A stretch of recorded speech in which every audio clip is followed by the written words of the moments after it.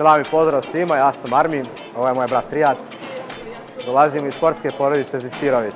U gradu smo poznati po tome što smo osnovali karate klub Feniks i što se bavimo mlađim školskim uzrastom, adolescentima i naravno starijim i odraslim osobama.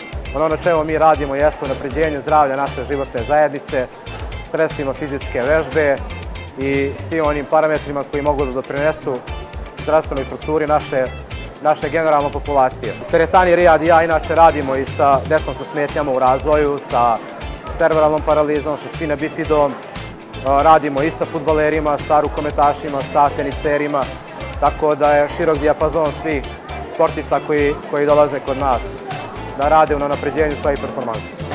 Ja također radim u MB Fitness centru sa Armin. Ovdje radim sa decom i sa fudbalerima. Moja poruka mladima je da se uključe u različite tipove fizičke aktivnosti. A moja poruka mladima je da rade na unapređenju svog zdravstvenog statusa i da konstantno se bave edukacijom učenjem, jer učenje je kao veslanje uzvodno. Čim se prestane, ide se unazad, tako da što više edukacija i što više konkretnih stvari koje će biti sutra društveno korisne našoj zajednici.